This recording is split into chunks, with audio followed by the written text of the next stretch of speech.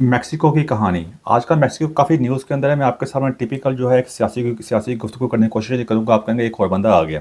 आज आपके सामने मैं इंटरेस्टिंग फैक्ट रखने की कोशिश करूँगा मेक्सिको के बारे में, क्योंकि जब भी मेक्सिको का नाम आपके जहन में आता है या आपको उसके बारे में सुनते हैं, सबसे ज़्यादा आपके जहन में आता है वो ड्रग कार्टेल वगैरह, ड्रग लॉर्ड्स वगैरह जो नशा वगैरह बेचते हैं, वो पता ही हीरोइन वगैरह का मामला जो है उस लिहाज से आ रहा होता है। और ओवरऑल कई कई और बातें आ रही होती हैं, लेकिन आज मैं मेक्सिको के बारे में आपके सामने थोड़े फैक्ट रखने की कोशिश करूंगा। आप ये जान सकेंगे कि जो भी गरीब ममालिक हैं, बेशक वो साउथ अमेरिका से शुरू हो जाएं, आप नीचे अर्जेंटीना तक आ जाएं, आप फिर सारा अफ्रीका सारा चेक कर लें, फिर आप फार ईस्ट चले जाएं, Pakistan, India, Bangladesh, you name it.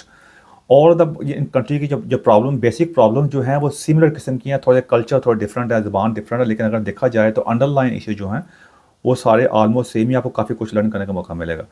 ये तमहीद बांधना थोड़ा ज़रूरी होता है ताकि आप जान सकें कि मैं इसकी जो गुफ्तगू जो मेरी है वो टिपिकल किस्म की कहीं कभी भी नहीं होती। हमेशा आपके सामने जो सही फैक्ट्स हैं, जो आपको कम सुनने को मिलते हैं, वो आपके सामने पेश करने की कोशिश करता हूँ। तो मेक्सिको के बारे में थोड़ी तारीख जानने की कोशिश करें तो मेक्सिको में डिफरेंट किस्म के ट्राइब किस्म के मामले आते हैं। जिस तरह लॉर्ड्स का सिस्टम होता है ना, जिस तरह यहाँ हमारे अरब ममालिक का था, हमारे पाकिस्तान के अंदर भी डिफरेंट कबायली मामला थे, वहाँ पे डिफरेंट किस्म के मामले ऐसे होते थे। काफ़ी बड़ा मुल्क था ये वाला। इस पे 300 साल तक स्पेन के ने हुकूमत किया। स्पेन, जब मैंने आप पहले भी इस बारे में बात कर चुका हूँ, जिस तरह इस वक्त अमेरिका सुपर पावर है, एक टाइम में स्पेन दुनिया की सुपर पावर होता था। और वहाँ पे जो इस वक्त जो मेक्सिको के ऊपर जो जहाँ ज़बान बोली जा रही है, स्पेनिश ज़बान ही बोली जाती है, जो स्पेन की दी हुई है। जिस तरह पाकिस्तान में हमारी हमारे जब हमारे पे ब्रिटिश की हुकूमत है थी, इंडिया पे हुकूमत है, जहाँ जहाँ ये गए हैं उनका कल्चर की छाप है, उनकी ज़बान की, उनकी ब्यूरोक्रेसी की छाप है। इस तरह इन साउथ अमेरिका में सारे में ज़्यादातर स्पेन की कल्चर की, उनकी ज़बान की छाप है। इससे पहले इनकी डिफरेंट किस्म की ज़बानी होती थी, कोई एक यूनिफाइड किस्म की लैंग्वेज इनकी नहीं थी। स्पेन ने यहाँ पे हुकूमत की है 1521 से लेकर 1821 तक, 300 साल तक। उसके बाद ये डिफरेंट की आज़ादी की तहरीक शुरू हुई तो 1821 में इन्होंने अपनी आज़ादी का ऐलान कर दिया। उसके बाद भी काफ़ी टर्माइल का मामला चलते रहे।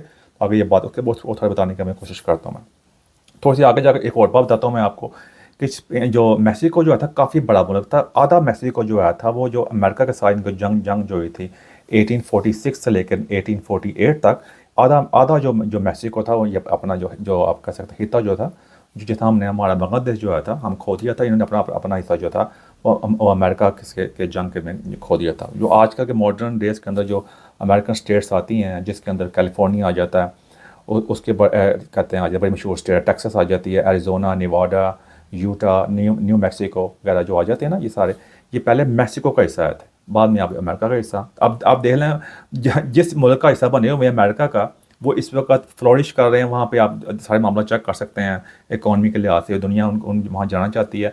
और जिस मुल्क से लदा हुए हैं उस मुल्क का हाल चेक कर सकते हैं। तो यही इसमें एक जो अंडरलाइन मैसेज है ना, तो वो तकरीबन इसी किस्म का है। जिस तरह मैंने पहले कहा कि मैक्सिको का नाम जब भी आपके जहन में आता है ड्रग लॉर्ड्स का आ रहे होते हैं, लेकिन मैक्सिको की पहचान इससे ज़्यादा की है।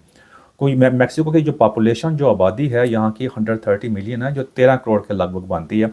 ये दुनिया की 13th यानी 13वीं सबसे बड़ी इकॉनमी है। उसके बाद यहाँ की जो ट्रेड वगैरह जो होती है अमेरिका के साथ, वो ज़ीरो ट्रेड है। वो तो बताता हूँ आपको उसके बारे में थोड़ा सा और।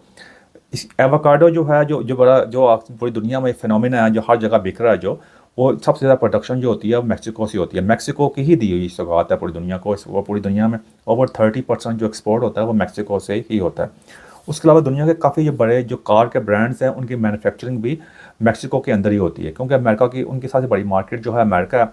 अमेरिका के साथ कनाडा के साथ इनकी ट्रेड जो सबसे बड़ी ट्रेड है।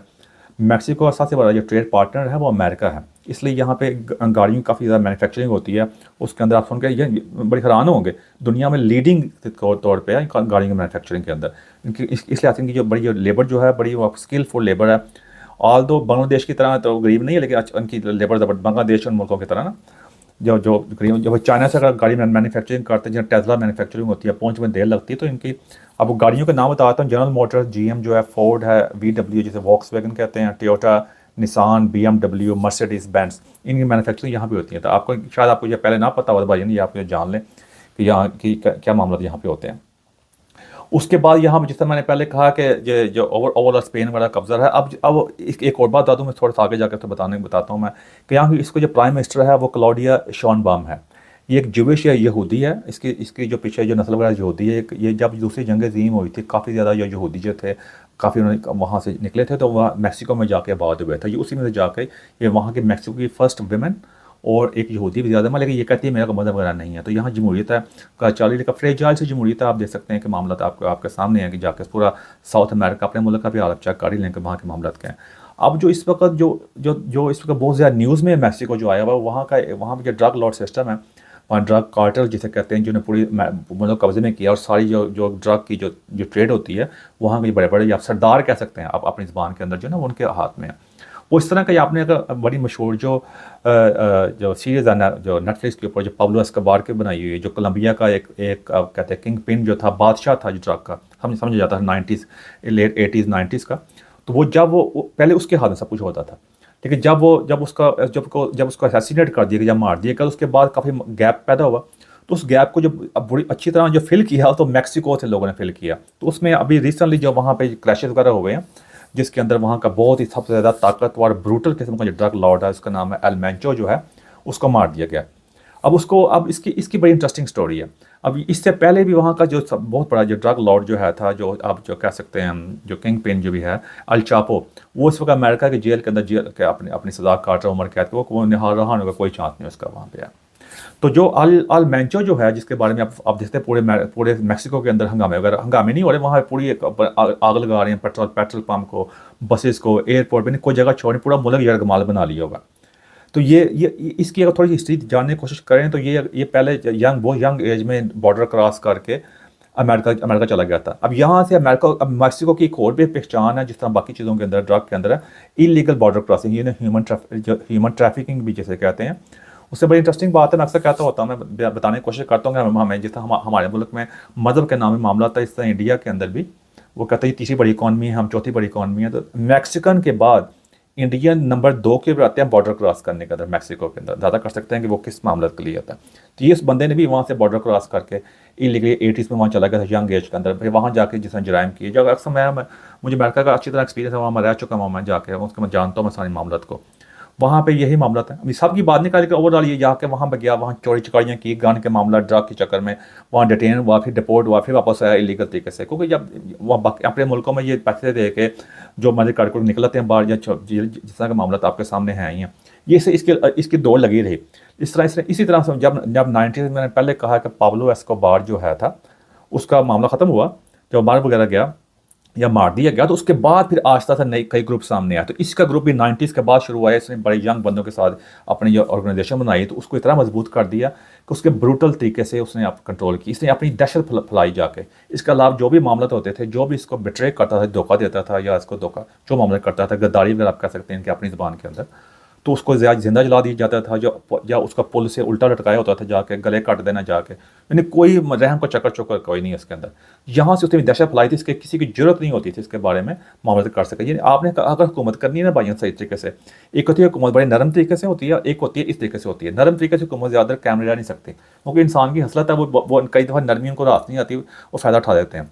तो वह इसी चीज़ के अंदर जो है, क्या कहते हैं, जो अगर दुनिया में हुकूमतें चेक करें, दुनिया के तरीके उठाकर देखें, जो लंबी लंबी हुकूमतें रही हैं, उन्हीं बादशाहों की रही हैं, आप लाइक करें ना लाइक करें, जिन्होंने दहशत फैलाई है, जिनसे मतलब कहते हैं पढ़ भी कहते हैं पढ़ नहीं मारता, उन्हीं हुकूमत रही है। तो इसलिए आज देखा जाए तो इसने भी ऐसा ही दहशत फैलाई हुई थी जाके। इसके ऊपर बाउंटी आई थी अमेरिका की तरफ से $15 मिलियन की, जो पाकिस्तान के अरबों रुपया बन जाता है। तो ये इस चक्कर के अंदर फिर इन्होंने इसकी ऑपरेशन वगैरह किया। तो इसी ऑपरेशन के बाद इसको मार दिया गया। उसके बाद इसके जो मामला वहाँ पे चल रहे हैं ड्रग के चक्कर के अंदर, वहाँ पे लोग आग लगा रहे हैं इस चक्कर के अंदर। वो क्योंकि मसला ये है कि ये पहले भी ऐसे मामले होते रहे हैं, ये रोज़ा काम ही है, और वहाँ पर जाकर फिर दोबारा कोई नवा बंदा वहाँ पे आ जाता है। वह ये सारे कुछ ये हंगामे क्यों हो रहे हैं?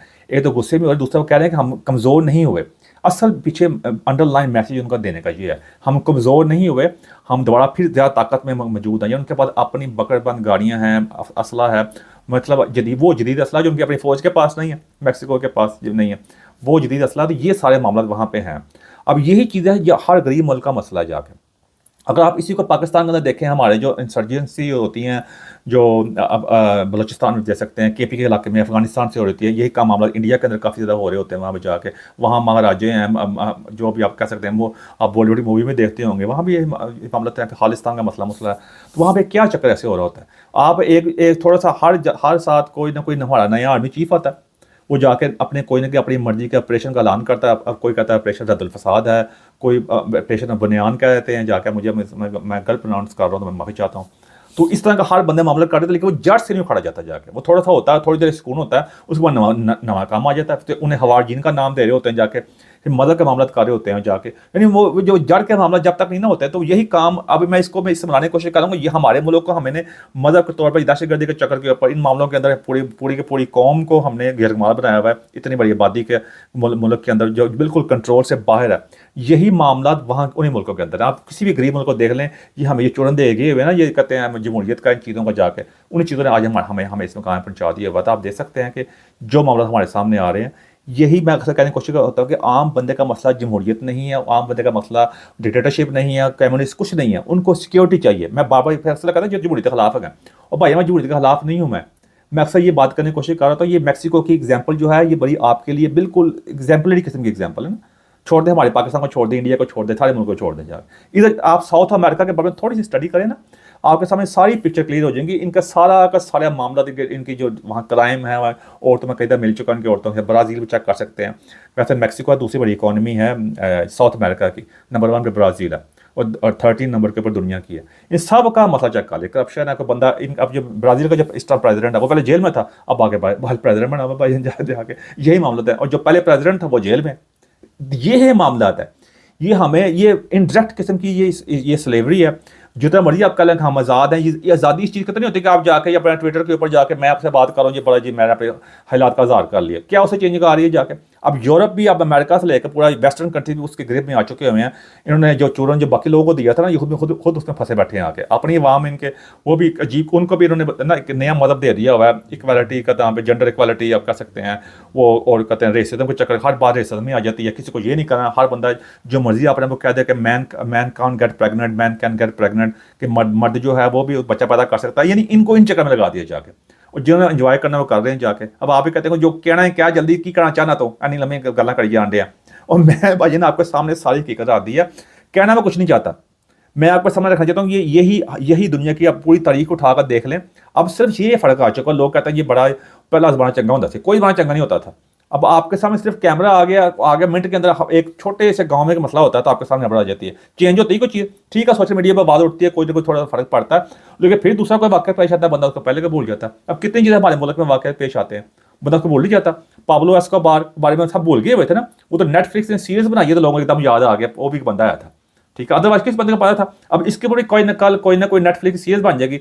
ये मीडिया वाले दायरे भी, इनको तो ऐसी चीज़ें चाहिए, खासतौर पर जिन जो बड़ा ज़बरदस्त लोगों को बुलाया, हमको एक नया किरदार मिल गया, एक नई सीरीज आ जाएगी, लोग वॉच करेंगे, पैसा वो बनाएंगे जाके। एक आम बंदा जो अच्छे काम करता है उसके बारे लोग देखना भी नहीं चाहते, बोरिंग होती है। ये भी लगता है टॉपिक है वैसे। तो ये मेरे आपके साथ बताने का मकसद है, ये सारे गरीब गुरबा वाले का मसला है। ये सारे पहले डायरेक्टली तौर पे गुलाम थे, अब इनडायरेक्टली तौर पे गुलाम है। आधा मुल्क पहले ये खो बैठे से मैक्सिको वाला जो है, बाकी मुल्क जो है वो ऑलरेडी यरगमाल है, और वो कुछ भी नहीं कर सकता जाकर, जितनी मर्जी हुकूमतें आती हैं जो मर्जी करते रहें, सारे मुल्क आम बंदे फिक्र फारग हैं जाके। तो यही मसले मसाइल हैं। अगर इन मसलों से अगर निकलना है उसके लिए एक आपको चाइना वाला मॉडल, अब चाइना आपका परफेक्ट नहीं है, लेकिन चाइना में वो किसी भी तौर पे कॉर्पोरेट के तौर पे किसी बंदे को इतना बड़ा बनने नहीं देते कि जाके हुकूमतों को जरमाल बना ले जाके। सिर्फ क्यों सारे के सारे वेस्ट अमेरिका से यूरोप वाले सारे इनको में चाइना की फिक्र पड़ी हुई है, कोई पहले सबको कंट्रोल किया हुआ था। चाइना ने एक अल्टरनेटिव दे दिया जाके उनको, जो भी आप बात करें वहाँ कम्युनिज्म की पार्टियाँ, उनकी अपनी जमहूरियत वो कह सकते हैं, लेकिन उन्होंने एक बड़ा बहुत एक सब कुछ हर चीज़ टेक्नोलॉजी में, आज साइंस टेक्नोलॉजी का दौर है ना, उसमें उन्होंने इनकलाब बर्पा करके रख दिया। 80 करोड़ लोगों को ले आए हैं गुरबत से मिडिल क्लास के अंदर, अपने उनके बहुत ज़्यादा मसले मसाइल हैं। तो ये चीज़ें आपके सामने रखने की कोशिश थी कि ये आप देख सकते हैं हमारे मेरा क्या मकाम है भाईजान, मेरा मकसद होता है आपके सामने फैक्ट रखने का, वो ताकि आप जान सकें कि सियासी फैक्ट नहीं, ओवरऑल भी इसमें सारे साइंसी भी आ जाते हैं, माशरती भी आ जाते हैं, और हाल ही आता जाते हैं। ये क्रिश्चियन कंट्री है ना, जाके वो जो क्रिश्चियनिटी के नाम पर वहाँ पे हो रहा है वो भी चेक कर लें जाके। वैसे जाके पूरे चर्चों में जाते हैं, जाकर लोगों का उल्टा लटकाया है उन्होंने जाकर। इंसान की ज़िंदगी कोई अहमियत नहीं है, कोई ह्यूमन राइट को चक्कर नहीं है। तो यही आपके सामने, तो इससे आप जान के आप जा सकते हैं। आपको इसलिए ज़्यादा अपने आप दिल पे बातें लगाने की ज़रूरत नहीं है। सुकून से अपने आप को उस मुकाम पे लेके आए, अच्छी बच्चों को अच्छी एजुकेशन के अंदर मामला के लेके आएँ, अपने आप को उस मुकाम पे लेके आएँ, ताकि आपकी छोटे छोटे मसले आपके मुकाम न रहें। यानी पैसा बनाओ, मेरी मिस्त्री गल है, ज़्यादा पैसा बनाओ भाई, ताकि अच्छी ज़िंदगी गुजार सको, जहाँ मर्जी रह सको। यही मेरा आपके लिए पैगाम है। एंड को मेरी को ऐसी बात जब आपको अच्छी नहीं लगी, समझ चाहता हूँ मैं। Thank you very much.